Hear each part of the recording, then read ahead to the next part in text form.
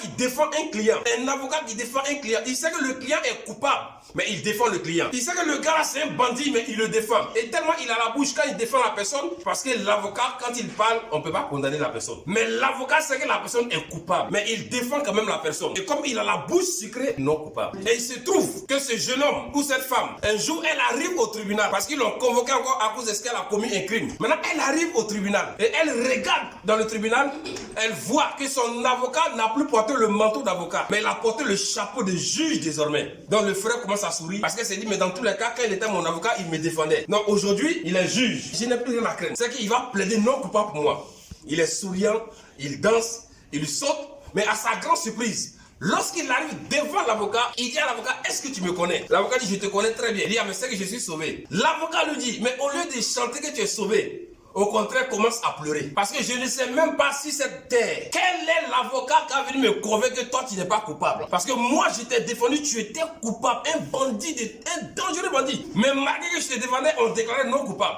Donc, au lieu d'être dans la joie, commence à pleurer. Parce que je ne sais même pas cet avocat qui va venir déclarer que toi, tu n'es pas coupable. Le frère a commencé à réaliser qu'il était en danger. Et c'est ce que nous vivons aujourd'hui.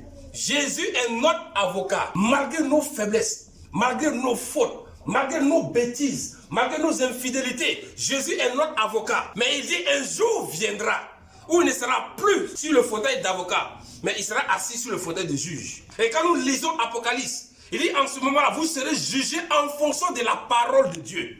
Ça veut dire que le sentimentalisme n'existera pas en ce moment. La parole de Dieu sera le miroir devant toi par lequel tu vas te mirer. Tu vas déclarer toi-même ton verdict. Si tu dois partir à gauche, ou tu dois partir à droite. Donc aujourd'hui, nous sommes encore où Jésus est notre avocat. Donc c'est pour cela qu'on doit profiter de cela. Chercher à nous rapprocher de ce Dieu et faire ce qu'il nous demande de faire. Faire ce qu'il nous demande de poser comme action. Marcher selon sa parole comme il se doit. C'est vrai que nous disons que ce n'est pas facile, oui. Mais quand nous regardons Papa Dieu, il est sage. Il sait que ce n'est pas facile. Mais il a simplifié les choses pour nous. Il nous a donné son esprit qui va nous conduire en toutes choses. Il nous a donné le Saint-Esprit pour nous encourager, pour nous fortifier, pour nous guider, pour nous donner la force de triompher, la force de dominer, la force de rayonner, la force de posséder. Il nous a donné son esprit. Et son esprit est valable pour quiconque croit que Jésus-Christ est mort, crucifié et ressuscité. Celui qui est né de nouveau automatiquement a l'esprit de Dieu en lui.